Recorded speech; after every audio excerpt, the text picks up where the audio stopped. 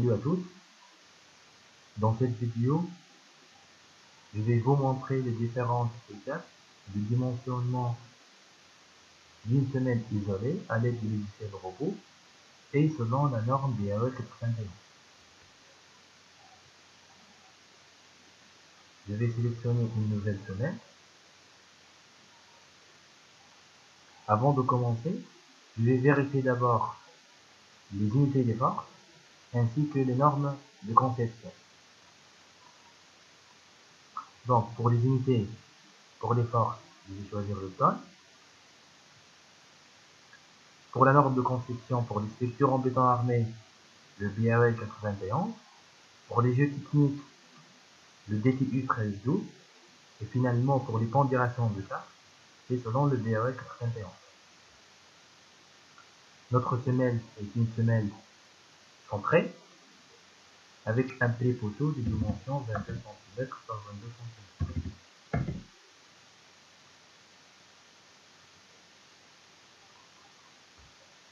Sous notre semelle isolée, on a une couche de béton de propriété d'épaisseur 5 cm.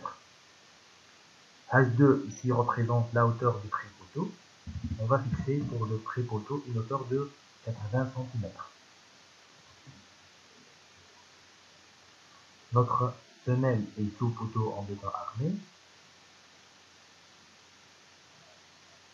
Et les dimensions du pré-poteau, c'est 22 cm par 22 cm. Pour les simulations, on va garder libre, c'est-à-dire une liberté dans le choix du rapport A sur B, les deux dimensions de la semelle isolée. Je vais commencer par les paramètres de l'étage. Donc, pour la fissuration, on va considérer une fissuration préjudiciable et le milieu est non agressif. Pour les options du calcul, l'enrobage du pré-poteau, on va prendre 2,5 cm et 4 cm pour l'enrobage de la semelle.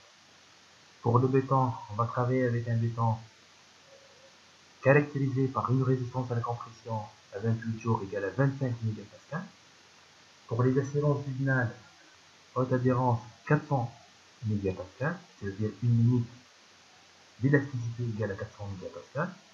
Et on va choisir des barres dont le diamètre est supérieur ou égal à 10 mm. Pour les aciers transversales, rang 10 215. Les aciers transversales sont essentiellement les cadres pour les pré-poteaux. Et donc ici, je vais choisir des barres rang 10 de diamètre 6 mm. Pour les armatures additionnelles, on va dire en 400. Et je vais faire le même choix que pour les aciers longitudinaux.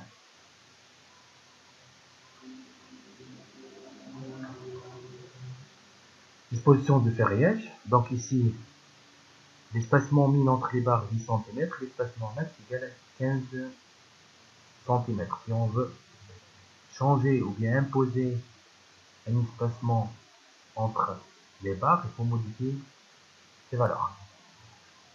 Pour le fil, je vais choisir ce mode de ferraillage. Et pour la forme, je vais décocher et crocher seulement si nécessaire parce que je cherche des barres avec des crochets de deux côtés. Je vais charger la semelle avec une charge permanente concentrée d'intensité 40 et une charge d'exploitation d'intensité 25.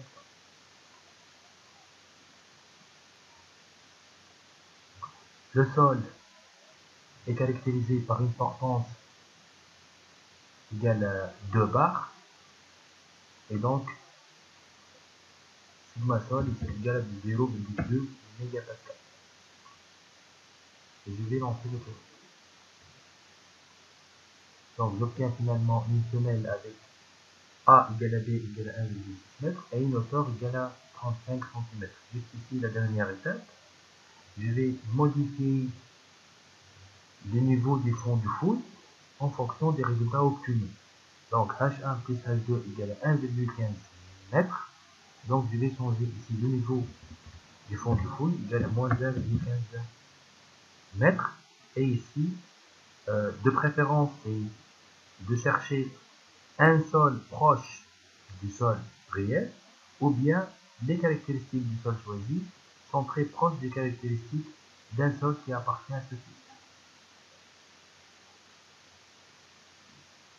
On va remarquer ici que NF change et représente ici le niveau réel du fond du four. Je vais calculer de nouveau la semelle. Et je peux par la suite afficher un tableau qui contient des explications sur les différents barres ainsi que des vues en 3D de la semelle carrée. Donc ici, pour les aciers de la semelle sont des barres HL10 nombre total égal à 28 mètres et une longueur de 1,52 mètres. Et 4 barres H12 pour le pré-poteau ainsi que des 4 rangs lisses de diamètre 6. On peut afficher aussi les plans d'exécution et dans laquelle on peut trouver tous les détails du ferrillage de la semelle ainsi que le pré-poteau.